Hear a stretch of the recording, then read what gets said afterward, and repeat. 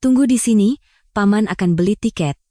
Di sebuah stasiun kecil di pedalaman Jawa Barat, sepasang anak kembar berusia 10 tahun ditinggalkan. Paman mereka tidak pernah kembali. Sang adik, Santi, melambaikan tangan tanpa tahu apa-apa.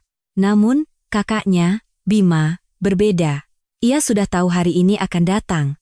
Saat mobil pamannya menjauh, Bima mengeluarkan sesuatu dari sepatunya dan bergumam, "Permainan dimulai, Paman." Sudut bibir Bima terangkat perlahan.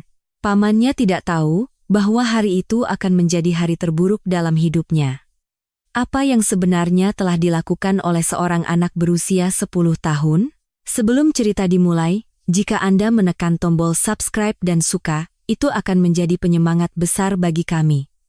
Silakan tinggalkan komentar dari mana Anda mendengarkan, kami akan senang menyapa. Matahari di bulan Desember terbenam lebih cepat dari biasanya.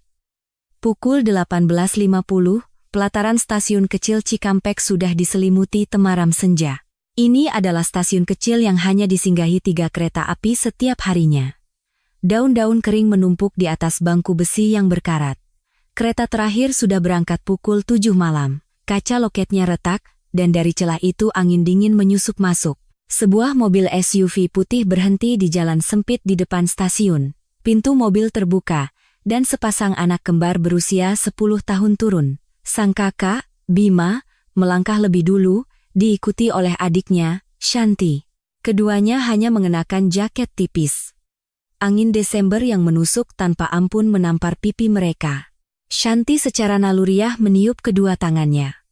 Uap putih mengepul sesaat lalu lenyap. Dari kursi pengemudi, paman mereka menjulurkan kepala. Usianya 35 tahun, bernama Hardi, paman kandung anak-anak itu. Lingkaran hitam pekat membayangi matanya. Janggut tipis yang kasar tumbuh di dagunya, pertanda ia tidak bercukur selama beberapa hari. "Tunggu sebentar di sini, paman mau beli tiket." Shanti mengangguk dan tersenyum cerah. Senyum polos yang belum mengerti apa-apa. Tapi Bima berbeda. Ia tidak menjawab, hanya menatap lurus ke mata pamannya. Hardi seolah menghindari tatapan itu, cepat-cepat memalingkan wajah. Tangannya yang menutup jendela bergetar halus. Mesin mobil kembali menyala. SUV putih itu mulai bergerak perlahan. Shanti melambaikan tangan, tetapi mobil itu tidak berhenti. Justru kecepatannya bertambah, semakin menjauh. Punggung SUV putih itu mengecil, lalu akhirnya lenyap ditelan kegelapan. Paman mereka tidak pernah menoleh ke belakang. Bima menatap punggung mobil itu sampai akhir, dengan tangan terkepal erat. 5 menit berlalu. Shanti menarik-narik lengan baju kakaknya. "Kak, kenapa paman lama sekali?" Bima tidak menjawab. Ia hanya menatap kosong ke arah mobil pamannya menghilang. Sesuatu yang panas membuncah di dadanya, tetapi Bima menelannya dalam-dalam. 15 menit berlalu. Seorang petugas stasiun keluar dari ruang tunggu. Pria berusia sekitar 50-an itu mengenakan jaket tebal. "Anak-anak, kereta terakhir sudah berangkat. Orang tua kalian di mana?" "Paman kami sedang membeli tiket. Sebentar lagi pasti datang." Petugas itu mengerutkan kening. Katanya membeli tiket, tapi kenapa pergi membawa mobil? Tatapannya penuh curiga. 30 menit berlalu. Petugas itu akhirnya menghela napas dan mematikan lampu ruang tunggu. Terdengar suara gembok dikunci. Suara starter motor tua terdengar, lalu lenyap ditelan keheningan. 40 menit berlalu. Lampu jalan yang berkedip-kedip akhirnya padam total. Stasiun itu diselimuti kegelapan pekat. Dari kejauhan, gonggongan anjing liar menggema. Tak ada seorang pun. Hanya sepasang anak kembar berusia 10 tahun yang duduk berdampingan di bangku yang dingin. Shanti memeluk erat lengan kakaknya. Tangan mungilnya gemetar hebat. Bibirnya membiru, matanya penuh dengan ketakutan. "Kak, aku takut. Kenapa paman tidak datang?" Bima menatap kegelapan sejenak, lalu perlahan menoleh ke adiknya. "Shanti, paman tidak akan datang." "Kenapa? Kenapa tidak datang?" Dari awal dia tidak berniat kembali. Wajah Shanti memucat. Meskipun tidak sepenuhnya mengerti, ia merasakan ketakutan yang luar biasa. Bima perlahan berjongkok dan mulai melepas sepatu olahraganya yang usang. Saat sol bagian dalam diangkat, dua benda kecil muncul dari bawahnya, sebuah USB hitam dan alat perekam suara seukuran ibu jari. Itu apa, Kak? Ayah meninggalkan ini. Kakak sudah merekam semuanya selama 3 bulan. Bima menggenggam erat perekam itu. Ujung jarinya gemetar, tetapi genggamannya kokoh. Ayah bilang, keluarkan ini hanya saat benar-benar berbahaya. Bima menekan tombol putar. Setelah suara berderak sesaat, terdengar suara yang familiar, suara pamannya. Tapi sama sekali berbeda dari biasanya. Dingin, asing, seperti suara orang lain. Ambil uang asuransinya, lalu bereskan anak-anak itu. Sebelum keluarga dari pihak ibu mereka mencari. Wajah Shanti menegang. Pupil matanya membesar, bibirnya mulai bergetar. Kak, ini suara apa? Bima tidak menjawab, hanya terus memutar rekaman itu. Asuransi yang ditinggalkan kakak ipar saja 3,5 miliar. Kalau anak-anak itu disingkirkan, semuanya jadi milikku. Air mata mulai menggenang di mata Shanti. Setetes jatuh membasahi pipinya. Kata-kata yang terlalu kejam untuk dipahami seorang anak berusia 10 tahun. Bahu Shanti mulai bergetar pelan. Bima mematikan perekam dan merangkul bahu adiknya. Ayah sudah tahu semuanya. Makanya dia meninggalkan ini. Shanti terisak dalam pelukan kakaknya. Bahunya berguncang, tetapi ia tidak bersuara keras, seolah takut ada yang mendengar. Bima perlahan berdiri. Ia memasukkan perekam itu ke dalam saku celananya dan menatap kegelapan, ke arah mobil pamannya menghilang. Paman pikir kita ini bodoh. Shanti menyeka air matanya dan menatap kakaknya. Senyum tipis tersungging di wajah Bima. Tapi itu bukan senyum seorang anak 10 tahun. Itu adalah senyum yang dingin, tegas, setajam pisau. Tapi ada satu hal yang tidak dia tahu. Aku sudah tahu semuanya sejak 3 bulan lalu. Mata Shanti membelalak.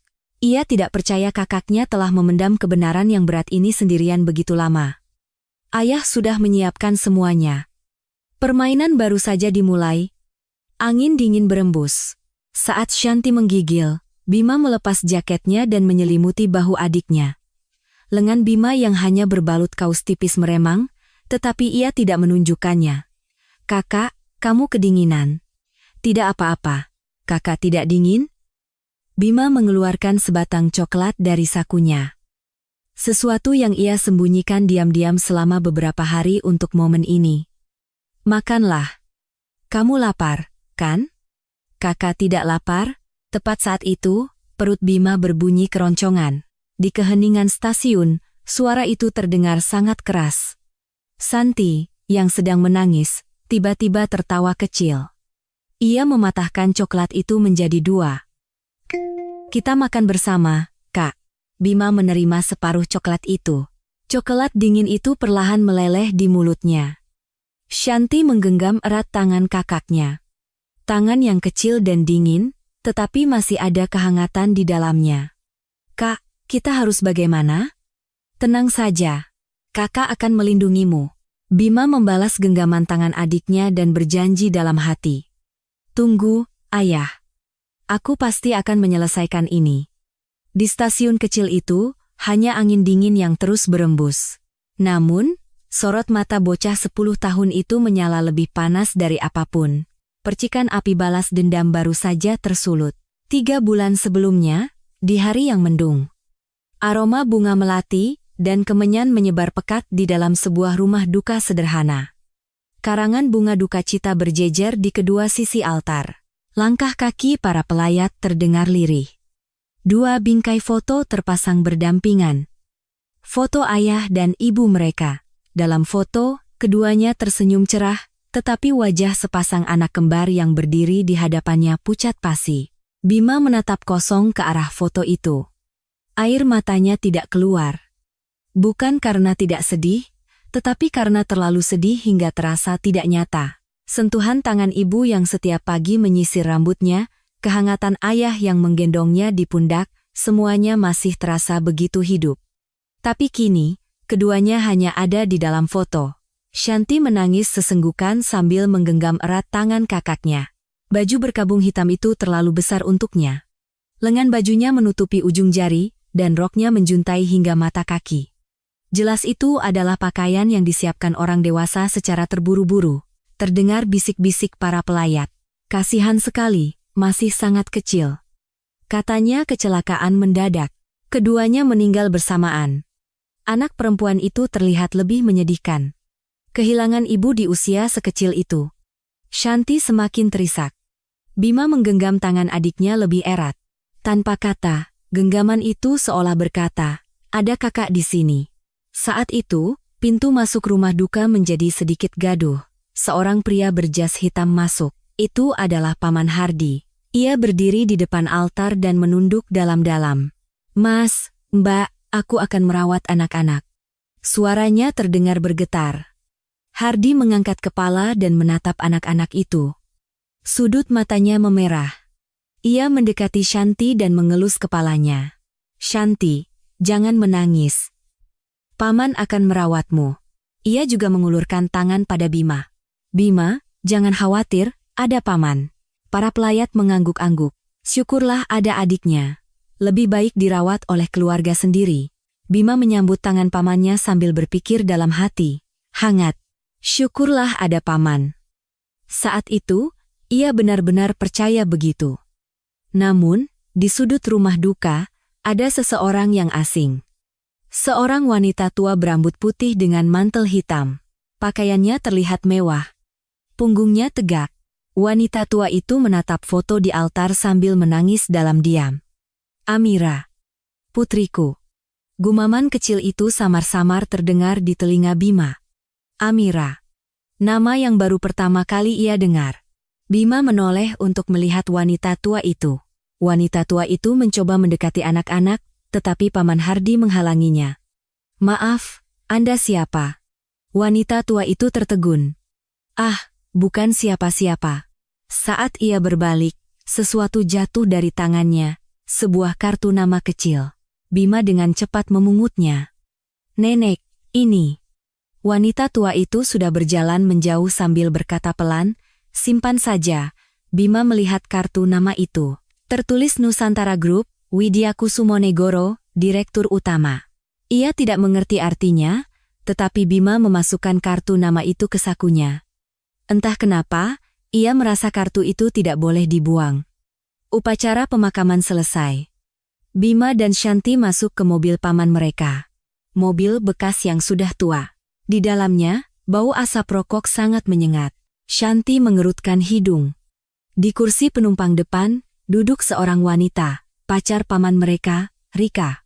Rika menoleh ke belakang dan memandangi anak-anak itu dengan tatapan dingin. "Harus banget kita bawa anak-anak ini?" Hardi berbisik pelan, "Jangan bicara keras-keras." Rika mendengus. Anak perempuan itu merepotkan. "Malas sekali." Shanti menunduk. Bima menggenggam tangan adiknya. Mobil pun melaju. Wajah Shanti memucat karena mabuk darat. Hardi melihatnya dari kaca spion dan berkata dengan nada jengkel, "Kalau mau muntah, buka jendelanya." Bima memeluk adiknya sambil berpikir, aneh, apa paman memang seperti ini? Tapi pikirannya kabur oleh syok karena kehilangan orang tua. Beberapa hari kemudian, di rumah pamannya, Bima mendengar sesuatu yang krusial. Malam itu, Rika datang dalam keadaan mabuk. Bima dan Shanti duduk di sudut ruangan. Rika, seolah tidak melihat keberadaan mereka, mulai berbicara dengan suara keras. "Kapan anak-anak ini mau kamu kirim pergi? Aku malas menyiapkan makan untuk mereka." Hardi memberi isyarat agar Rika diam. Rika tertawa sinis. "Kenapa harus diam? Toh mereka bodoh, tidak akan mengerti." Bima tetap memasang wajah kosong, tetapi telinganya waspada. Hardi berkata dengan suara rendah, "Bulan depan, setelah uang asuransi cair, semua beres." "Memangnya berapa uangnya?" 3,5 miliar. "Kalau anak-anak itu disingkirkan, semua jadi milikku." Jantung Bima serasa jatuh ke perut. Tapi di luar, ia tetap mempertahankan ekspresi kosongnya. Kukunya menancap ke telapak tangan, tetapi raut wajahnya tidak berubah sedikit pun. "Disingkirkan? Maksudnya kami?" Malam itu juga, setelah Rika pulang dan pamannya tertidur, Bima menggeledah kotak peninggalan ayahnya. Di dasar kotak, ia menemukan sebuah amplop.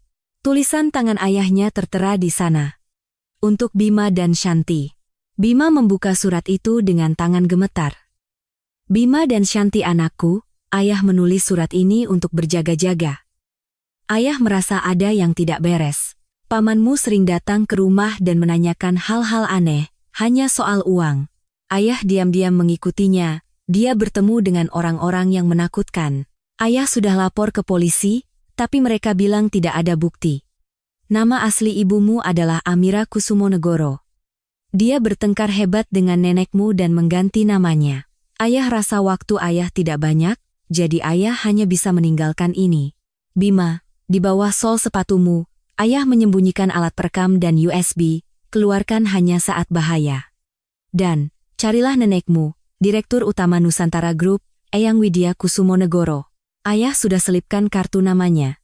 Kalimat terakhir tertangkap matanya. Bima dan Shanti, ayah dan ibu akan selalu di pihak kalian. Kami sayang kalian. Air mata Bima menetes deras. Di sebelahnya, Shanti tidur pulas. Bima memeluk surat itu erat-erat. Ayah sudah tahu semuanya. Ayah menyiapkan ini untuk melindungi kami. Bima menggigit selimutnya dan menangis tanpa suara. Lalu, ia menyeka air matanya dan bersumpah. Aku akan bertahan hidup, aku akan melindungi Shanti, dan aku akan balas dendam. Ia memeriksa sepatunya. Benar saja, di bawah sol ada alat perekam dan USB. Terima kasih, ayah. Aku pasti akan melindungi kami. Cahaya bulan samar-samar masuk dari jendela. Air mata di mata bocah 10 tahun itu telah mengering, digantikan oleh tekad yang kokoh. Sejak malam itu, Bima berubah. Bocah 10 tahun yang menyeka air matanya di bawah sinar rembulan itu bukan lagi Bima yang dulu. Malam itu, sambil memeluk surat ayahnya, Bima bahkan mengertakkan gigi dalam tidurnya. Bima sebenarnya adalah seorang jenius matematika. Ia pernah memenangkan Olimpiade Matematika tingkat nasional. Ia bisa menghitung perkalian 6 digit dalam kepala dan mengingat apapun yang ia lihat seperti sebuah foto. Guru-gurunya menjulukinya anak ajaib. Tapi kini, kejeniusan itu harus disembunyikan. Malam setelah membaca surat ayahnya, Bima berdiri di depan cermin kamar mandi. Cahaya lampu neon menerangi wajahnya yang pucat. Bima menatap bayangannya di cermin dan mulai berlatih. Ekspresi kosong, tatapan tanpa fokus, reaksi yang lambat. Awalnya terasa canggung, otot wajahnya tidak mau menurut, tapi Bima tidak menyerah. Ratusan kali ia mengulanginya. Aku harus berpura-pura bodoh. Agar paman lengah. Bayangan di cermin terasa asing. Seperti orang lain. Tapi Bima menerima wajah asing itu. Demi bertahan hidup, Bima membangunkan Shanti yang tertidur. Ia mengguncang bahu adiknya dengan lembut. Shanti mengucek mata dan bangun. Kak, kenapa? Bima memegang bahu Shanti dan berbisik. Ia berusaha agar suaranya tidak bergetar. Dengarkan kakak baik-baik. Di depan paman, jangan banyak bicara, Shanti memiringkan kepala. Dengan mata yang masih mengantuk, ia menatap kakaknya. Kenapa? Sekarang belum bisa kakak jelaskan. Nanti akan kakak ceritakan semuanya. Shanti melihat tatapan serius di mata kakaknya. Ia merasakan permohonan yang mendalam di dalamnya. Jadi, tanpa bertanya lebih lanjut, ia mengangguk. Aku percaya, kakak. Bima memegang tangan adiknya dan memberitahukan sinyal rahasia. Jika ia mengetukkan jari 3 kali, itu artinya bahaya, jadi harus diam. Kode rahasia si kembar telah tercipta. Shanti menirukannya dengan tangan mungilnya. Tok, tok, tok. Gerakannya kaku, tetapi ia melakukannya dengan sungguh-sungguh. Beberapa hari kemudian, ada ujian di sekolah. Bima menerima lembar ujian dan memutar-mutar pulpennya. Di kepalanya, jawaban muncul dengan mudah. Soal nomor 1 jawabannya 24. Soal nomor 2 jawabannya 156. Tangannya gatal ingin menulis, tapi Bima tidak menggerakkan pulpennya. Ia menyerahkan lembar ujian yang kosong. Nilainya 0. Guru terkejut dan memanggil Bima. Sambil berjalan ke depan kelas, Bima sengaja menyeret kakinya. Bima, kamu tidak apa-apa? Ada masalah apa? Bima hanya menatap gurunya dengan tatapan kosong, tidak menjawab. Ia sengaja membuat fokus matanya kabur.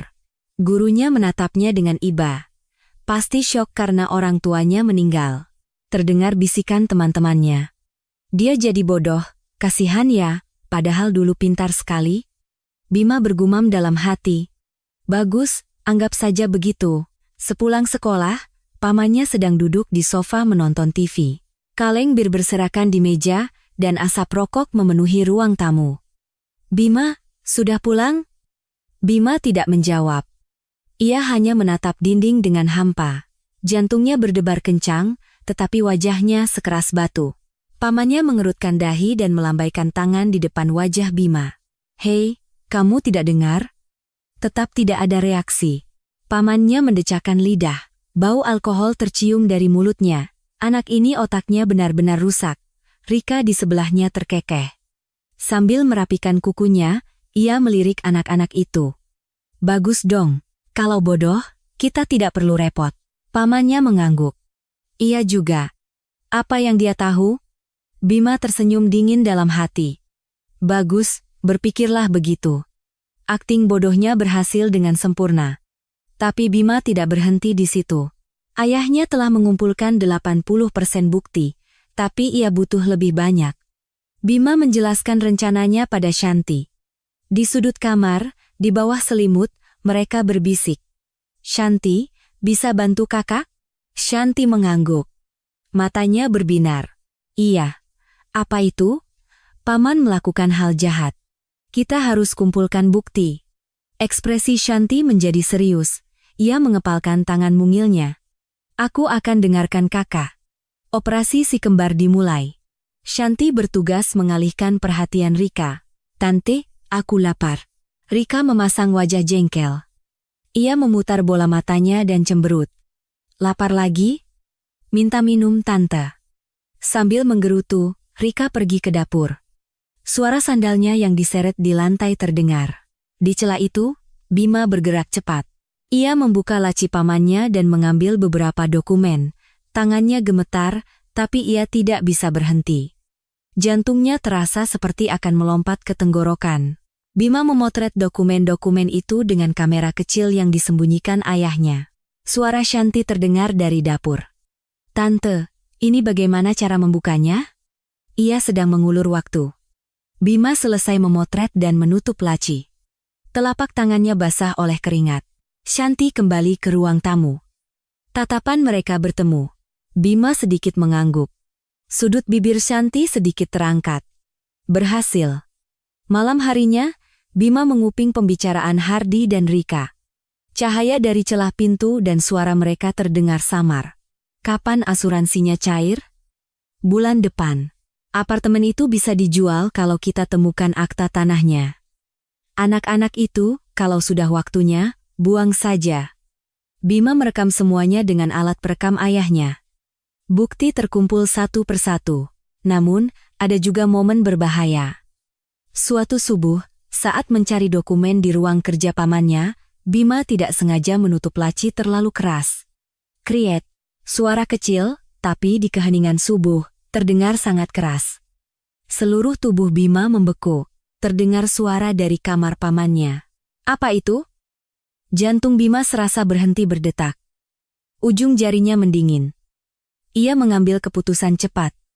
Ia berjongkok di tempat dan memasang wajah kosong. Sambil meneteskan liur, ia hanya menatap dinding. Pamannya keluar, sambil menyalakan lampu. Melihat Bima, ia mengerutkan dahi. Anak sialan ini, pamannya melambaikan tangan di depan wajah Bima. Bima tidak bergerak sedikit pun. Ia bahkan menahan napas. Seluruh ototnya menegang. Jangan-jangan dia berjalan sambil tidur? Lebih buruk dari tikus. Pamannya menendang Bima dengan pelan dan kembali ke kamarnya. Terdengar suara pintu ditutup. Bima tidak bisa bergerak untuk waktu yang lama. Jantungnya berdebar kencang. Ia menggigit bibir dan menghela napas lega. Fiuh, selamat. Saat kembali ke kamar, Shanti sudah terbangun. Matanya penuh kekhawatiran. Kakak, tidak apa-apa? Iya, tidak apa-apa. Bima berbaring di samping adiknya. Sambil menatap langit-langit, Ia berjanji dalam hati. Bertahan sedikit lagi. Kita pasti akan keluar dari sini. Cahaya bulan samar-samar masuk dari jendela. Bocah 10 tahun itu mengertakkan gigi. Tidak ada yang tahu betapa beratnya berpura-pura menjadi bodoh. Tapi Bima tidak menyerah. Kata-kata ayahnya terus terngiang di kepalanya. Jika jalanmu buntu, carilah jalan lain di sampingnya. Bima memejamkan mata. Besok dan lusa. Akting bodohnya akan terus berlanjut. Sampai hari pembalasan yang sesungguhnya tiba. Sudah 2 bulan sejak Bima mulai berakting bodoh. Setiap malam, ia menatap langit-langit sambil memikirkan ayahnya. Suatu subuh, Bima terbangun. Langit di luar masih gelap, dan Shanti tidur pulas di sebelahnya. Udara dingin menyentuh ujung hidungnya. Bima bangkit perlahan. Dengan berjinjit, ia menuju dapur. Ia menahan napas agar lantai kayu tidak berderit. Ia membuka kulkas, dan udara dingin menerpa wajahnya. Di bawah cahaya remang-remang, ia melihat 2 butir telur dan nasi. Nasi goreng telur dadar, resep ibu. Bima mengambil wajan. Tangannya gemetar saat memecahkan telur. Kuning telurnya pecah, dan serpihan cangkangnya masuk. Dengan susah payah, ia mengeluarkannya dengan sumpit. Pengaturan apinya kurang pas, sehingga telur dadarnya setengah hangus. Minyak panas meletup dan meninggalkan bekas merah di punggung tangannya, tapi Bima tidak menyerah. Dengan hati-hati, ia melipatnya dan menaruhnya di piring. Ia mengambil nasi dan menata meja kecil di sudut kamar. Di atas kertas, ia menulis ayah dan ibu lalu meletakkannya di kedua sisi meja. Tulisannya canggung, tetapi penuh perasaan. Santi mendekat sambil mengucek mata. Wajahnya masih mengantuk. Kak, sedang apa? Bima menunjuk meja dan menjawab. Menyiapkan makanan untuk ayah dan ibu. Mata Shanti membesar. Ia menatap nasi goreng dan telur dadar di atas meja. Tapi ayah dan ibu kan sudah tidak ada. Mereka melihat kita dari surga. Mereka tahu kita sedang makan. Shanti mengangguk dan duduk di sebelahnya. Kakak beradik itu menangkupkan kedua tangan mereka. Tangan mungil mereka bergetar. Ayah, ibu, kami sudah siapkan makanan. Selamat makan. Air mata menggenang di mata Shanti. Bibirnya bergetar. Aku rindu ibu. Bima menggenggam erat tangan adiknya. Kehangatan menjalar. Tepat saat itu, pintu terbuka dengan kasar. Paman Hardi berdiri di sana. Matanya merah, dan bau alkohol tercium tajam. Ia hanya mengenakan kaos singlet dan rambutnya acak-acakan. Apa ini? Hardi menatap meja itu. Tatapannya dingin. Bima menjawab dengan hati-hati. Untuk ayah dan ibu. Wajah Hardi mengeras. Dan detik berikutnya, kakinya menendang meja itu. Brak! Piring berisi telur dadar tumpah ke lantai. Mangkuk nasi terguling, butiran nasi berhamburan kemana-mana. Shanti terkejut dan mundur. Hardi mendengus. Tidak lucu.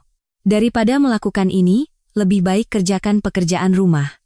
Rika dari belakang menutup hidung sambil berkata. Ih, baunya. Cepat bersihkan. Hardi dan Rika pergi begitu saja. Pintu dibanting. Suara langkah kaki mereka menjauh, dan keheningan kembali. Shanti menatap lantai. Ia melihat telur dadar yang terinjak sepatu pamannya. Telur yang dibuat Bima dengan susah payah sejak subuh. Hancur lumat. Itu buatan kakak. Shanti menangis. Bahunya berguncang. Bima hanya menatapnya dalam diam. Ia mengepalkan tangannya erat-erat. Kukunya menancap ke telapak tangan, tetapi ekspresinya tidak berubah. Ia mengertakkan gigi. Bima memeluk Shanti. Tidak apa-apa. Nanti kita buatkan lagi untuk mereka. Dalam hatinya, ia berpikir lain. Akan kuingat. Semuanya. Kakak beradik itu duduk di lantai dan membersihkan makanan yang tumpah. Sambil menangis, Shanti bertanya. Kak, apa ini harus dibuang? Bima memisahkan bagian yang masih bersih. Yang ini tidak apa-apa. Ia menaruhnya di piring kecil dan meletakkannya kembali di meja. Kedua anak itu kembali menangkupkan tangan. Ayah, ibu, maaf hanya bisa memberikan sedikit. Beberapa hari kemudian, keadaan memburuk. Rika berkata pada Hardi. Anak-anak itu mengganggu pemandangan. Suruh mereka tetap di kamar itu saja. Hardi mengangguk. Iya. Melihat mereka membuatku kesal. Kakak beradik itu dipindahkan ke kamar kecil tanpa jendela. Bau jamur tercium, dan cat dindingnya mengelupas di beberapa tempat. Hanya ada satu selimut dan 2 bantal. Pintu ditutup, dan terdengar suara kunci dari luar. Ceklek. Shanti memegang lengan kakaknya. Tangannya dingin. Kak, pintunya dikunci. Tidak apa-apa, kita bisa berdua di sini. Saat waktu makan, pintu terbuka dan 2 mangkuk nasi dingin disodorkan masuk. Tidak ada lauk. Bima selalu memberikan sebagian nasinya kepada Shanti. Malam hari, ia diam-diam menyelinap ke dapur dan mencuri roti. Suatu hari, pintu depan digedor keras. 2 pria berwajah sangar masuk. Bahu mereka lebar, dan tatapan mereka tajam. Hardi gemetar ketakutan. Pak, minggu depan uangnya pasti ada. Salah satu pria itu melihat sekeliling dan menemukan si kembar. Anak-anak itu siapa? Hardi menjawab cepat. Suaranya bergetar. Ah, tidak usah dipikirkan. Sebentar lagi, akan dibereskan. Punggung Bima terasa dingin. Dibereskan. Bulu kuduknya berdiri. Ujung jarinya mendingin. Saat pria-pria itu pergi, mereka berkata, seminggu. Ingat itu. 2 hari sebelum hari H. Bima tidak bisa tidur. Saat itu, ia mendengar suara pamannya sedang menelepon. Bima menajamkan telinga. Jantungnya berdebar kencang. Dari seberang telepon, suara Rika terdengar. Jadi, hari Minggu ya? Hardi menjawab pelan. Iya. Tinggalkan saja mereka di stasiun kecil itu. Setelah kereta terakhir berangkat, tidak akan ada siapa-siapa. Laporkan hilang, tunggu 1 atau 2 bulan, semua beres. Bima mengeluarkan alat perekamnya. Ia menyimpan bukti terakhir. Akhirnya tiba. Ayah, persiapanku sudah selesai. Bima menatap Shanti yang tertidur di sebelahnya. Wajah adiknya yang pulas tersinari cahaya bulan. Dan ia berjanji dalam hati. Aku pasti akan bertahan. Aku akan melindungi Shanti. Dari luar jendela, terdengar suara angin dingin. Keheningan sebelum badai. Bima mengeluarkan kartu nama dari sakunya. Kartu nama yang ia temukan di rumah duka. Nusantara Group, Widya Kusumonegoro, Direktur Utama. Nama yang sama dengan yang ada di surat ayahnya. Apa nenek benar-benar ada? Bima memeluk kartu nama itu. Dan ia memejamkan mata. Pada saat yang sama, di Jakarta, seseorang sedang menatap langit yang sama. Di jantung kota Jakarta, gedung-gedung pencakar langit menusuk awan. Itu adalah markas besar Nusantara Group. Di lantai teratas, di ruang direktur utama, seorang wanita berusia 70-an menatap keluar jendela. Dia adalah Widya Kusumonegoro. Rambut putihnya tersisir rapi. Wajahnya dipenuhi kerutan, tetapi sorot matanya tetap tajam. Sorot mata seseorang yang telah memimpin sebuah konglomerat raksasa selama puluhan tahun. Di atas meja, ada sebuah bingkai foto. Foto seorang wanita muda dan seorang bayi. Widya menatap foto itu dan bergumam pelan. Amira. Siang hari, Widya adalah seorang direktur yang dingin dan tegas. Dalam rapat, karismanya terpancar kuat. Kalau target tidak tercapai, kalian yang tanggung jawab. Para eksekutif menunduk. Tidak ada yang berani menatap langsung mata Widya. Tapi malam hari, ia berubah. Widya menuju sebuah kamar di lantai 2 rumahnya yang megah. Kamar putrinya yang tidak berubah selama 30 tahun. Di atas tempat tidur, ada boneka berdebu. Di meja belajar, buku-buku pelajaran lama masih tersusun rapi. Widya duduk di tempat tidur dan memeluk boneka itu. Lalu, ia menangis tanpa suara. Amira, ibu minta maaf. Selama 30 tahun, setiap ulang tahun putrinya, ia membeli kue. Ia menyalakan lilin dan meniupnya sendirian. Doanya selalu sama. Tolong pertemukan aku dengan Amira.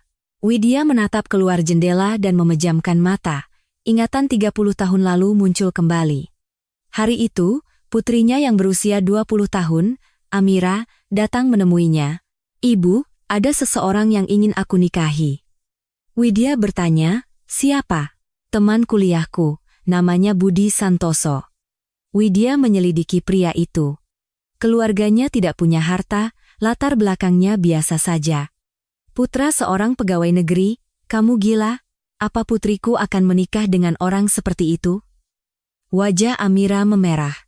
Ibu selalu saja perusahaan, perusahaan, perusahaan. Perusahaan lebih penting dari aku. Widya berkata dengan dingin. Kalau kamu menikah dengannya, kamu bukan putriku lagi. Air mata menggenang di mata Amira. Ia menggigit bibir dan berkata dengan tegas. Baik. Kalau begitu aku bukan putri ibu lagi. Pintu dibanting. Widya terlambat memanggil. Amira, tidak ada jawaban. Itu adalah pertemuan terakhir mereka. Keesokan harinya, penyesalan datang. Widya menyewa seorang detektif. Tapi Amira telah mengganti nama dan memindahkan data kependudukannya. Kami tidak bisa menemukannya dengan nama Amira Kusumonegoro.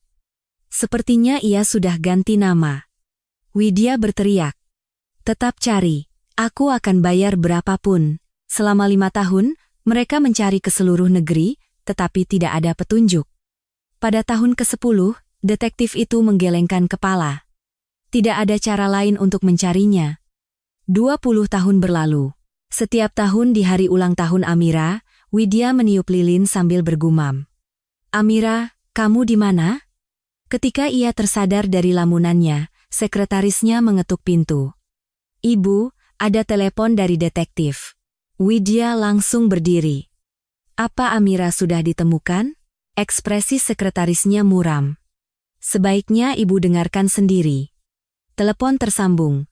Suara detektif terdengar. Ibu, akhirnya kami menemukan petunjuk. Ibu Amira hidup dengan nama Suci Rahayu. Jantung Widya berdebar. Di mana dia?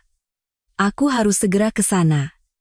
Detektif itu terdiam sejenak, lalu berkata dengan suara rendah. Tapi, beberapa hari yang lalu, beliau dan suaminya meninggal dalam kecelakaan lalu lintas. Telepon jatuh dari tangan Widya. Lututnya lemas. Ia jatuh terduduk di lantai. Amira. Amira. Sekretarisnya berlari menghampiri. Ibu Direktur. Widya meraung di lantai. Putri yang ia cari selama 30 tahun, ternyata sudah tiada. Aku yang membunuhnya. Harga diriku yang membunuh putriku. Beberapa hari kemudian, Widya mulai sadar. Hubungi detektif lagi, cari tahu apa Amira punya keluarga, hasil penyelidikan datang. Beliau meninggalkan sepasang anak kembar berusia 10 tahun. Bima dan Shanti. Mata Widya membelalak. Aku punya cucu, saat ini mereka diasuh oleh paman mereka, Hardi. Hardi? Latar belakangnya? Utang judi 500 juta, catatan kriminal penipuan. Wajah Widya mengeras. Cucu-cucuku bersama orang seperti itu? Bawa mereka ke sini sekarang juga. Sekretarisnya tampak bingung. Secara hukum, Hardi adalah wali sah mereka. Kita tidak bisa langsung membawa mereka. Widya menggebrak meja, cari caranya. Widya memanggil kepala tim khususnya, Tio. Pria berusia 40-an, mantan detektif polisi. Tatapan matanya tajam. Tio, ini tugasmu. Awasi cucu-cucuku. Kumpulkan bukti. Lakukan semuanya secara hukum. Tio menunduk. Baik, Bu. Saya pasti akan membawa mereka kembali. Mereka mencoba mengambil alih hak asuh melalui pengacara, tetapi gagal. Mereka juga melapor ke Lembaga Perlindungan Anak, tetapi Hardi pandai menyembunyikannya. Kasus ditutup karena tidak cukup bukti. 3 bulan berlalu. Tio menelepon dengan mendesak. Ibu, Hardi mulai bergerak. Dia sedang membawa anak-anak dengan mobil. Widya bertanya, kemana? Tujuannya stasiun kecil di pedalaman. Sepertinya ia akan menelantarkan mereka. Widya langsung berdiri. Aku akan ke sana. Sekretarisnya mencoba menahan. Ibu, itu berbahaya. Widya mengambil mantelnya dan berkata, matanya penuh tekad. Aku sudah terlambat 30 tahun. Aku tidak bisa menunggu lagi. Suara Tio terdengar dari telepon. Ibu, saya akan amankan anak-anak lebih dulu. Saat ibu tiba, ibu bisa langsung bertemu mereka. Baik, Tio, aku titip cucu-cucuku. Telepon ditutup. Widya membuka pintu dan melangkah keluar. Langkahnya cepat dan mantap, sulit dipercaya itu adalah langkah seorang wanita tua berusia 70-an. Pukul 9 malam, stasiun kecil itu diselimuti kegelapan total. Di depan ruang tunggu yang lampunya sudah padam, dua anak meringkuk kedinginan. Bima memeluk Shanti erat-erat. Mereka saling berbagi kehangatan tubuh untuk bertahan dari dingin. Angin malam di bulan Desember begitu menusuk. Jaket tipis tidak cukup untuk menahan hawa dingin yang meresap hingga ke tulang. Gigi Shanti bergemeletuk. Bibirnya membiru. Ujung jarinya sudah mati rasa. Dari kejauhan, terdengar gonggongan anjing liar. Satu anjing mulai melolong, disusul oleh yang lain dari berbagai arah. Rasanya seisi bukit mengepung mereka. Shanti memegang lengan kakaknya lebih erat. Suaranya bergetar. Kak, dingin sekali. Bima memeluk adiknya lebih erat. Ia ingin membagi seluruh kehangatan tubuhnya.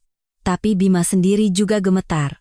Jaketnya sudah ia berikan pada Shanti, menyisakan kaos tipis di tubuhnya. Tahan sebentar lagi. Ada kakak di sini. Shanti mengangkat kepala menatap kakaknya. Air mata menggenang di pelupuk matanya. Kak, sekarang kita harus bagaimana? Bima berpikir sejenak. Ia bingung harus berkata apa pada adiknya. Tapi ia tidak mau berbohong. Bima menjawab dengan suara setenang mungkin. Tidak apa-apa. Kakak sudah siapkan semuanya. Rekaman tadi? Jadi paman orang jahat? Bima mengangguk. Wajah Shanti berkerut. Iya. Dari awal dia hanya mengincar uang kita. Bibir Shanti bergetar hebat. Pertanyaan berikutnya sudah di ujung lidah, tetapi ia tidak sanggup mengucapkannya. Bima tahu apa yang dirasakan adiknya. Ia tahu apa yang ingin ditanyakan Shanti. Kalau begitu, ayah dan ibu juga. Suara Shanti bergetar lirih.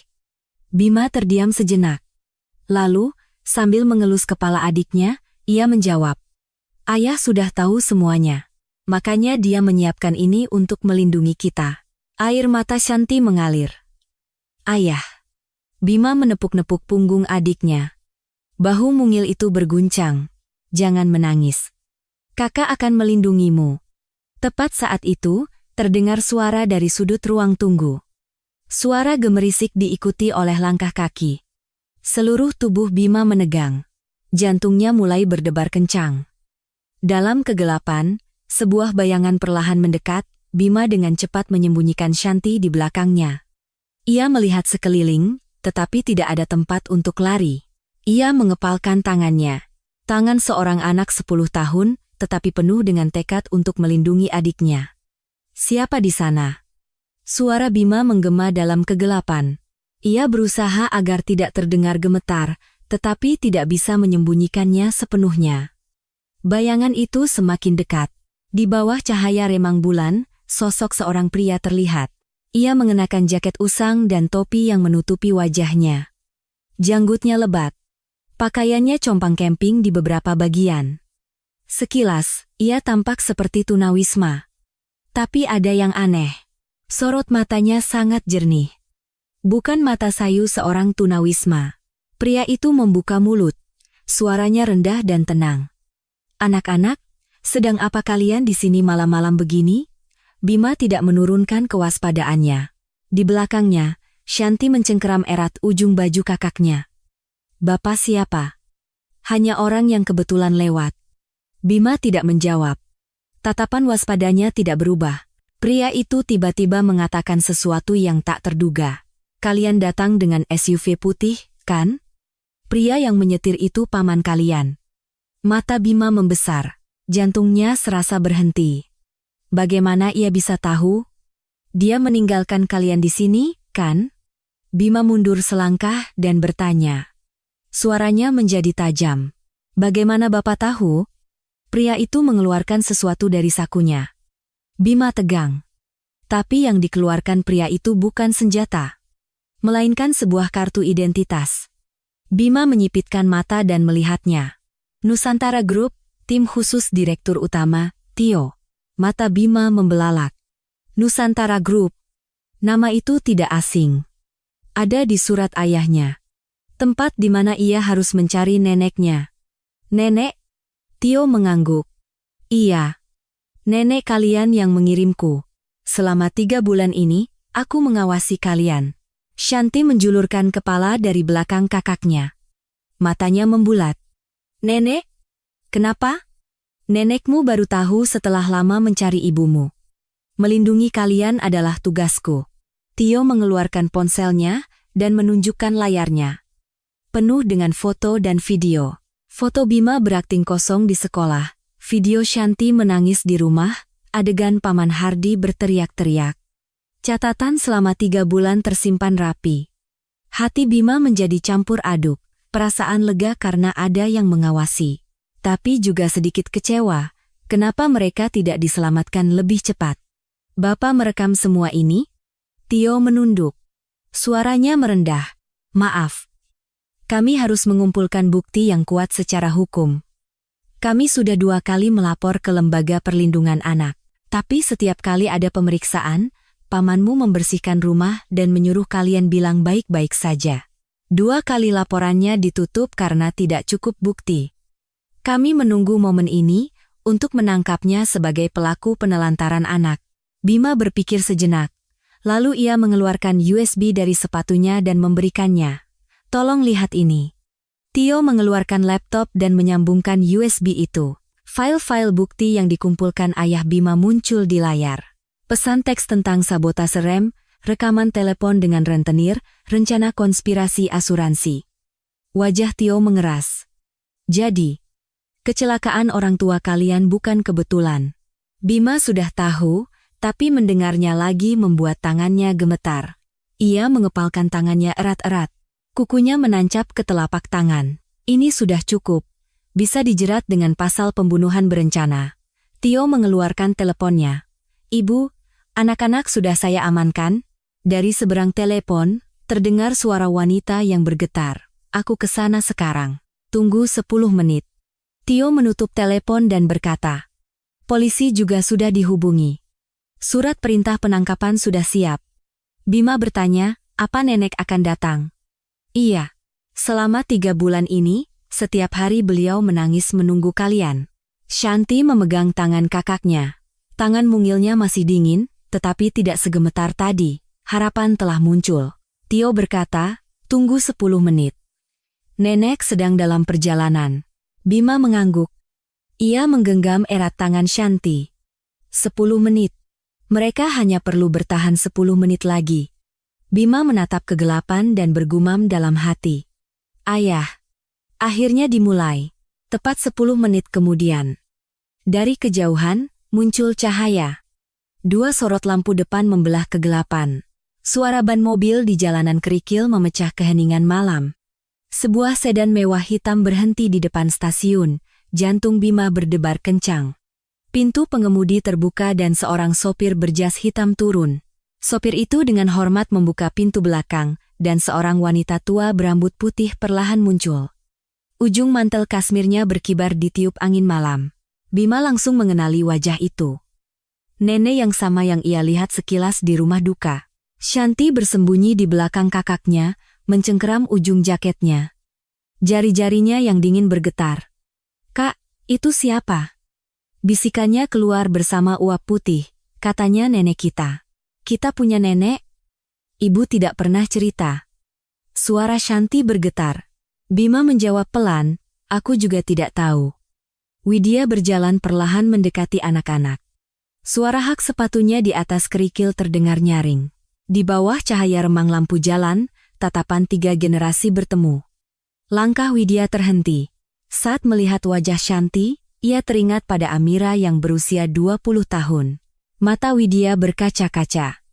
Mirip sekali dengan Amira waktu kecil. Suaranya pecah, seperti tersapu angin. Widya perlahan berlutut. Ia tidak peduli lututnya menyentuh lantai semen yang dingin. Ujung mantel kasmirnya terseret di lantai berdebu. Harga diri yang ia bangun selama 70 tahun hidupnya, tidak ada artinya saat ini. Bima. Shanti. Bibir Widya bergetar. Shanti dengan hati-hati menjulurkan wajahnya dari belakang kakaknya. Nenek? Satu kata itu membuat bahu Widya berguncang.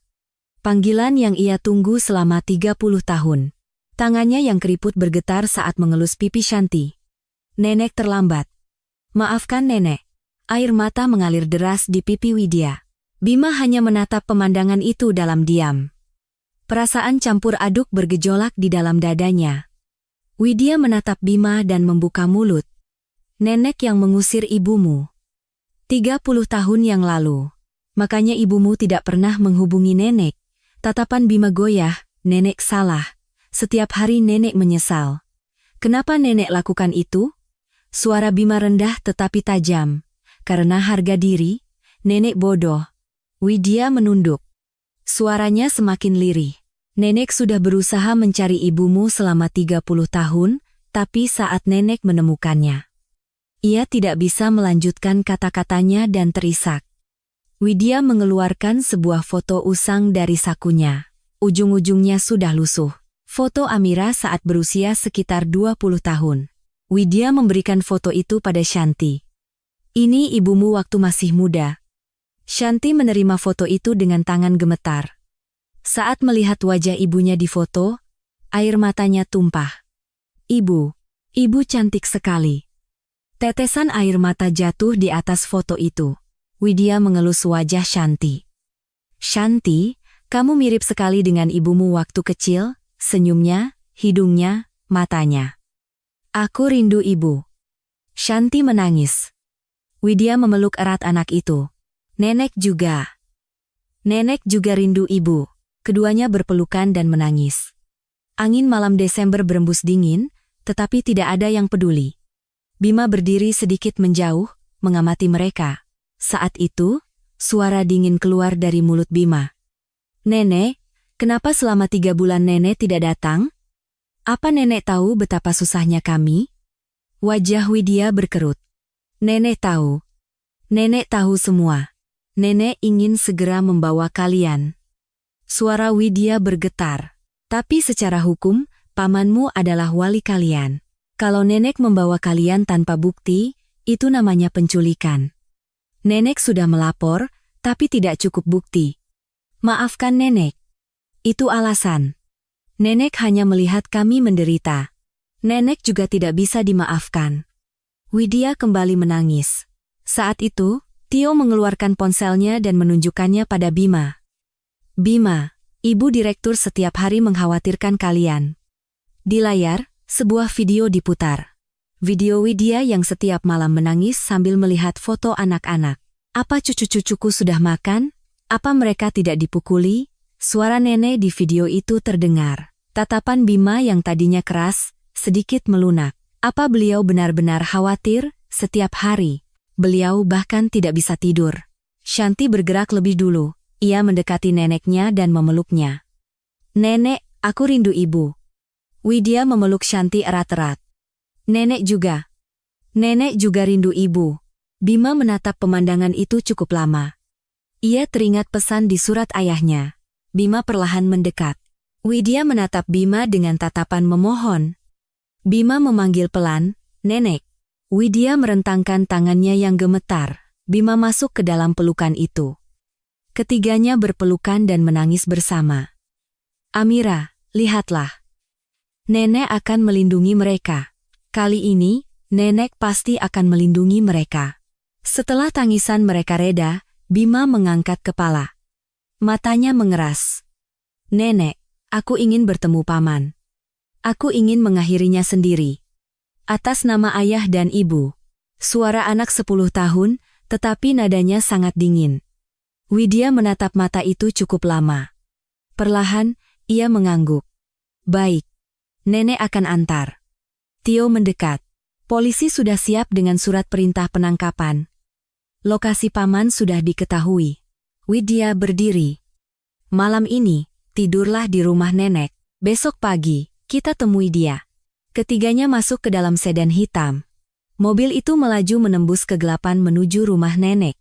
Malam yang panjang akan segera berakhir. Keesokan paginya, di ruang tamu rumah paman, beberapa kantong sampah hitam besar berserakan. Hardi dan Rika sedang membereskan kamar anak-anak. Boneka kelinci Shanti, Buku-buku Bima dilemparkan begitu saja ke dalam kantong sampah. Seperti membuang sampah tanpa perasaan. Hardi mengambil buku latihan matematika Bima. Buku yang dibelikan ayahnya saat ia memenangkan Olimpiade Nasional. Sudut bibir Hardi menyeringai, terdengar tawa sinis. Barang tidak berguna. Anak yang akan mati untuk apa belajar? Rika terkekeh setuju. Jarinya yang berkutek merah memasukkan baju-baju Shanti ke dalam kantong. Benar, akhirnya selesai juga. Lega rasanya. Hardi membuka kaleng bir dan duduk di sofa. Buih bir meluap ke tangannya, tetapi ia tidak peduli. Ruang tamu dipenuhi campuran bau bir dan asap rokok yang menyesakkan. Setelah barang-barangnya dibuang, rasanya lega. Tinggal tunggu uang asuransi cair. Rika duduk merapat di samping Hardi. Keduanya mengadukan kaleng bir dan tertawa. Tepat saat itu, bel pintu berbunyi. Ding dong. Suara tajam itu menggema di ruang tamu. Hardi berdiri dengan malas. Siapa? Kurir? Hardi membuka pintu depan tanpa curiga. Saat melihat orang-orang di depan pintu, wajahnya memucat. Kaleng bir di tangannya jatuh. Bir tumpah di lantai, tetapi Hardi tidak bisa berkedip. 2 orang polisi berdiri di sana. Dan di belakang mereka, Bima dan Shanti. Anak-anak yang ia tinggalkan di stasiun semalam, berdiri dengan sehat. Di belakang anak-anak, Widya dengan mantel kasmirnya menatap Hardi dengan dingin. Di tangan Hardi, masih ada boneka kelinci Shanti. Kalian. Hardi mundur. Kakinya gemetar, ia hampir tidak bisa berdiri. Dari dalam, terdengar jeritan Rika. Suara yang melengking. Bagaimana bisa? Kukira mereka sudah. Bima melangkah perlahan ke dalam. Sol sepatunya menginjak bir yang tumpah di lantai. Shanti berdiri di samping kakaknya. Tatapan mata si kembar bersinar dingin. Anak-anak yang gemetar di stasiun semalam, sudah tidak ada lagi.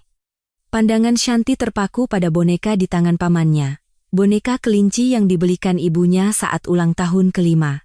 Salah satu telinganya sudah usang dan bulunya rontok. Boneka yang ia peluk setiap malam setelah ibunya meninggal. Air mata menggenang di mata Shanti. Hatinya serasa hancur. Itu, dibelikan ibu. Suara Shanti bergetar lirih. Hardi tersentak. Kenapa dibuang? Itu kan punyaku. Tangan Hardi ikut gemetar. Boneka itu jatuh ke lantai. Boneka kelinci itu tergeletak di atas genangan bir. Bima menatap lurus ke arah pamannya. Tatapannya sedingin es. Kemarahan yang ia pendam selama 3 bulan berakting bodoh, terpancar dari matanya. Paman. Ingat kata-kata ini? Bima menirukan suara pamannya. Aksennya sama persis, hingga membuat merinding. Ambil uang asuransinya, lalu bereskan anak-anak itu. Wajah Hardi berubah menjadi kelabu. Bibirnya bergetar, mulutnya hanya membuka dan menutup tanpa suara. Aku mendengar semuanya. Dari awal sampai akhir. Suara Bima tenang, tetapi kemarahan di dalamnya setajam pisau. Saat paman dan tante Rika mabuk dan bicara sembarangan. Saat kami dikurung di gudang dan kelaparan. Aku mendengar semuanya. Aku merekam semuanya. Seorang polisi melangkah maju, berpakaian sipil, dengan wajah tanpa ekspresi. File rekaman sudah kami amankan. Bukti di dalam USB juga. Lutut Hardi lemas.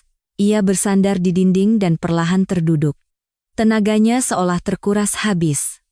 Rika, menyadari situasinya, mulai berteriak histeris. Matanya melotot. Bukan aku. Semua dia yang suruh. Rika menunjuk Hardi. Kutek merahnya berkilauan. Wajahnya berkerut mengerikan. Apa? Kamu yang bilang kalau anak-anak disingkirkan, kita bisa dapat uang. Hardi bangkit dan berteriak. Urat lehernya menonjol. Bohong. Semua rencanaku. Keduanya mulai saling menyalahkan.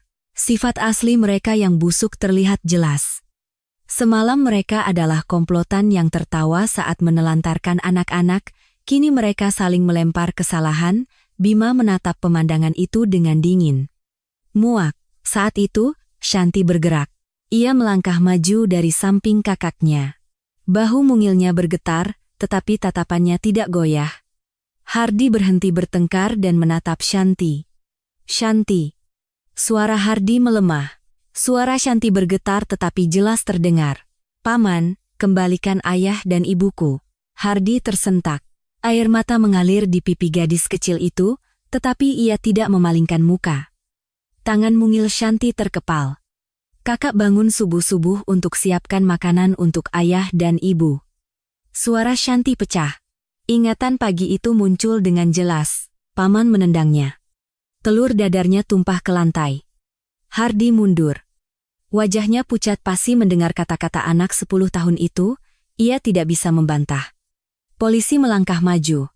Saudara Hardi, Saudari Rika, kalian ditangkap atas tuduhan percobaan pembunuhan, penelantaran anak, dan penipuan asuransi. Polisi memegang kedua lengan Hardi, borgol dingin terpasang di pergelangan tangannya. Ciklek. Suara itu terdengar dingin di ruang tamu. Rika juga diborgol. Tangisannya meledak. Beraninya kalian. Hardi meronta, tetapi sia-sia. Bima perlahan mendekati pamannya. Mata mereka bertemu. Paman, suara Bima rendah dan tenang. Kenapa? Ayah kan adik paman. Darah daging paman. Kenapa paman lakukan itu? Hardi menunduk. Tidak ada jawaban, ia tidak sanggup menatap wajah keponakannya. Bima melanjutkan. Ayah pernah bilang, jika jalanmu buntu, carilah jalan lain di sampingnya. Tatapan Bima bersinar dingin. Meskipun paman menghalangi, kami menemukan jalan kami. Hardi diseret keluar tanpa mengangkat kepala. Punggungnya yang diseret polisi hingga ke ujung koridor tampak menyedihkan. Widya melangkah maju. Ujung mantel kasmirnya berkibar. Langkahnya mantap. Hardi mengangkat kepala dan mengenali Widya. Matanya membelalak. Kak Anda, kenapa? Tatapan Widya sedingin es. Rasa bersalah karena mengusir putrinya 30 tahun lalu, dan kemarahan pada orang yang membunuh putrinya, bercampur aduk. Kejahatanmu membunuh putriku, akan kubuat kau menyesalinya sampai ke tulang sumsum. Hardi diseret pergi. Tangisan Rika menggema di koridor. Widya mengulurkan tangan pada cucu-cucunya. Tangan yang keriput, tetapi hangat. Bima, Shanti, ayo kita pulang. Ke rumah nenek. Bima memegang satu tangan, Shanti memegang tangan yang lain. Bertiga, mereka melangkah keluar dari pintu depan. Sinar matahari pagi menyinari mereka dengan terang. 1 tahun kemudian, di pengadilan. Di bawah langit-langit yang tinggi, udara terasa dingin. Cahaya lampu neon menyinari dengan putih. Kursi pengunjung penuh sesak. Suara bisik-bisik memenuhi ruangan. Kilatan kamera wartawan terus berbunyi. Di kursi terdakwa, duduk Paman Hardi. Dalam setahun, wajahnya menjadi tirus. Tulang pipinya menonjol. Lingkaran hitam pekat membayangi matanya. Borgol di pergelangan tangannya berkilauan di bawah lampu. Sosoknya yang beberapa bulan lalu tertawa sambil minum bir, sudah tidak ada lagi. Bima duduk di barisan paling depan. Di sebelah kirinya Shanti, dan di kanannya Widya. Jantung Bima berdebar kencang, telapak tangannya berkeringat. Tatapan Bima mengarah ke kursi terdakwa. Mata mereka bertemu, Hardi tersentak dan menunduk. Kesombongannya yang dulu memperlakukan anak-anak seperti barang, sudah lenyap, jaksa berdiri.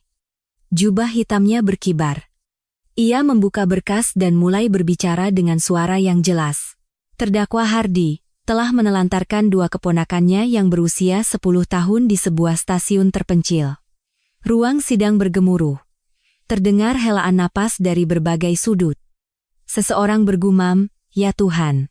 Terdakwa melakukan kejahatan ini secara terencana untuk menguasai uang asuransi orang tua korban sebesar 3,5 miliar rupiah. Selain itu, ditemukan keterlibatan terdakwa dalam kasus kematian orang tua korban. Suara jaksa menggema dingin di pengadilan. Bahu Hardi merosot. Ia menunduk dalam-dalam, hanya menatap lantai, jari-jarinya bergetar. Hakim membuka mulut ke arah pengunjung. Apakah ada kesaksian dari pihak korban?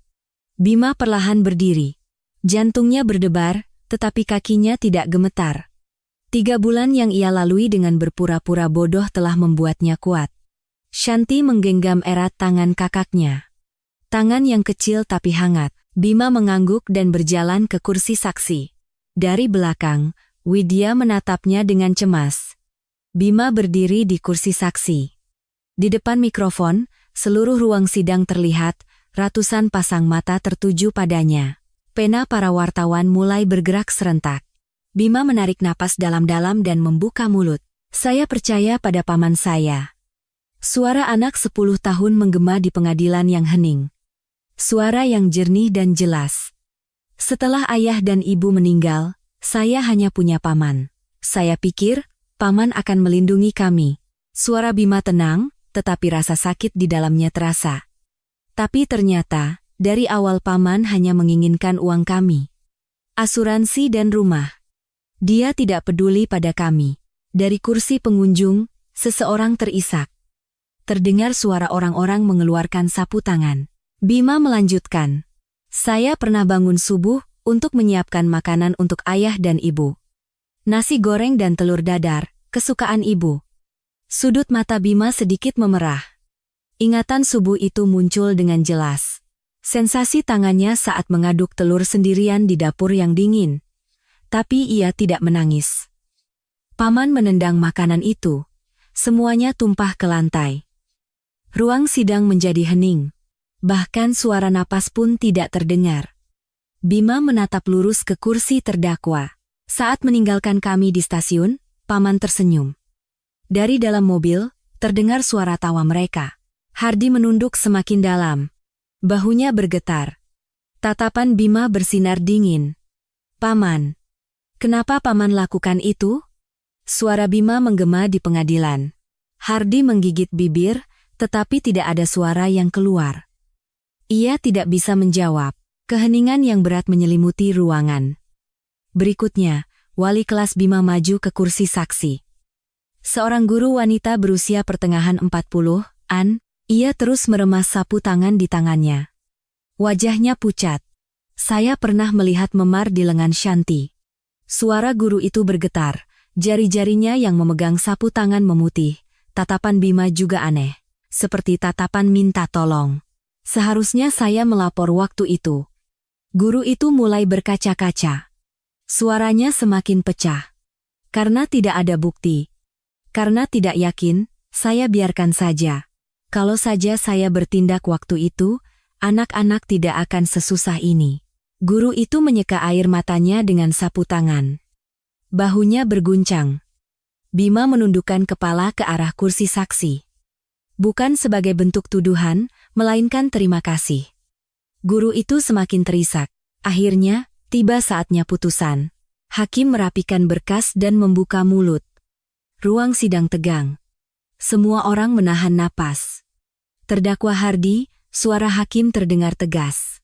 Atas tuduhan percobaan pembunuhan, penelantaran anak, dan penipuan asuransi, dijatuhi hukuman 15 tahun penjara. Wajah Hardi memucat. Matanya membelalak. 15 tahun. Jeritan Hardi meledak. Kakinya lemas, ia jatuh terduduk. Dua petugas pengadilan berlari dan memegangi lengannya. Bima, tolong paman. Hardi berteriak ke arah kursi pengunjung. Wajahnya berkerut mengerikan. Air mata dan ingus bercampur aduk. Paman salah. Tolong maafkan paman sekali ini saja, Bima. Hardi diseret keluar sambil meronta. Suara sepatunya yang terseret di lantai terdengar. Tapi Bima tidak menjawab.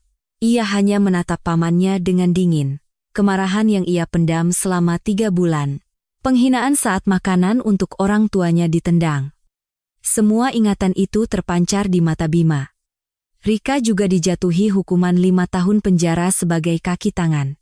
Jeritan tangisnya saat diseret keluar menggema di koridor pengadilan. Bukan aku hanya disuruh. Pintu pengadilan ditutup, suara jeritan itu menjauh.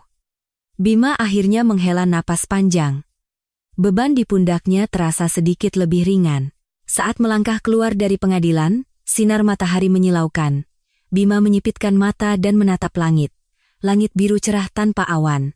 Widya menggenggam erat tangan cucu-cucunya. Tangan keriput yang hangat. Semuanya sudah berakhir. Nenek akan melindungi kalian. Suara Widya lembut. Santi memeluk neneknya dan menangis. Air mata yang ia tahan akhirnya tumpah. Bima tetap menatap langit dan bergumam dalam hati. Ayah, ibu, kita menang. Kita menang. Angin berembus, menggerakkan rambut Bima. Seolah ayah dan ibunya menjawab. Air mata menggenang di mata Bima, tetapi senyum tersungging di bibirnya. Pertarungan panjang telah berakhir, sekarang adalah awal yang baru.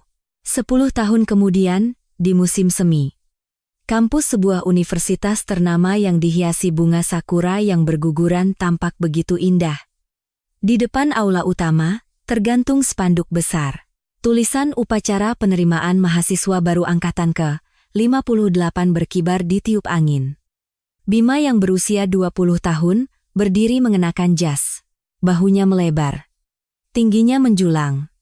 Sosok anak kecil yang gemetar di stasiun 10 tahun lalu sudah tidak ada lagi. Di sebelahnya, berdiri Shanti. Mahasiswi baru Fakultas Keperawatan itu juga telah menjadi dewasa. Di belakang mereka, Widya duduk di kursi roda. Nenek berusia 80-an itu rambutnya sudah memutih, tetapi sorot matanya tetap tajam. Tio mendorong kursi rodanya. Dalam 10 tahun, ia telah menjadi wakil direktur Nusantara Group, dan rambutnya sudah mulai memutih. Shanti menyikut pinggang kakaknya. Kak, gugup ya? Bima tersenyum tipis dan mengangguk. Sedikit. Halah, mahasiswa berprestasi nasional Fakultas Hukum kok gugup, kata Shanti bercanda. Bima melirik adiknya. Kamu juga penerima beasiswa Fakultas Keperawatan, kan? Iya juga sih. Shanti mengangkat bahu. 10 tahun berlalu, kebiasaan mereka bertengkar tidak berubah. Widya dari belakang tersenyum melihat mereka. Anak-anak itu. Suara neneknya penuh kehangatan. Upacara dimulai. Tiba giliran pidato perwakilan mahasiswa baru. Bima berjalan ke atas mimbar. Di depan mikrofon, ratusan mahasiswa baru, orang tua, dan dosen terlihat. Di belakang, ia melihat neneknya, Santi, dan Pak Tio. Bima menarik napas dalam-dalam dan membuka mulut. Selamat pagi. Saya, perwakilan mahasiswa baru, Bima. Suara yang jelas menggema di aula. Bima berhenti sejenak dan menatap para hadirin. 10 tahun yang lalu, saya adalah seorang anak berusia 10 tahun yang ditelantarkan di sebuah stasiun kecil. Para hadirin berbisik, mereka mulai saling pandang. Saya kehilangan orang tua, dan ditinggalkan oleh orang dewasa yang saya percaya. Di malam bulan Desember yang dingin, di stasiun yang keretanya sudah tidak ada, saya memegang tangan adik saya, dan gemetar semalaman. Mata Shanti berkaca-kaca. Ingatan malam itu muncul dengan jelas. Saat itu, saya benar-benar putus asa. Saya tidak bisa melihat masa depan. Bima berhenti sejenak dan menatap ke belakang. Matanya bertemu dengan mata neneknya. Tapi saya tidak menyerah. Sebelum meninggal, ayah saya meninggalkan sebuah surat. Suara Bima menggema di seluruh aula. Di sana tertulis, jika jalanmu buntu, carilah jalan lain di sampingnya. Aula menjadi hening, bahkan suara napas pun tidak terdengar. Awalnya saya tidak mengerti artinya. Tapi setelah hidup 10 tahun, saya akhirnya mengerti. Dalam hidup, tidak ada jalan yang benar-benar buntu. Jika di depan buntu, kita bisa ke samping. Jika samping juga buntu, kita bisa berbalik. Jika berbalik pun tidak bisa, kita bisa menunggu. Selama kita tidak menyerah, jalan pasti akan terbuka. Shanti menangis. Widya juga menyeka air matanya dengan sapu tangan. Saya akan menjadi seorang jaksa. Jaksa yang melindungi anak-anak yang ditelantarkan seperti saya, anak-anak yang tidak berdaya. Terima kasih, tepuk tangan meledak. Dari berbagai sudut, orang-orang berdiri memberikan tepuk tangan. Widya bertepuk tangan sambil menangis. Tio di sebelahnya memberikan tisu. Bu, Bima kita sudah sebesar ini. Suara Widya bergetar. 10 tahun membesarkan mereka terlintas seperti film. Amira, lihatlah. Nenek membesarkan mereka dengan baik, kan? Bima turun dari mimbar dan berlari ke keluarganya. Ia berlutut di depan neneknya.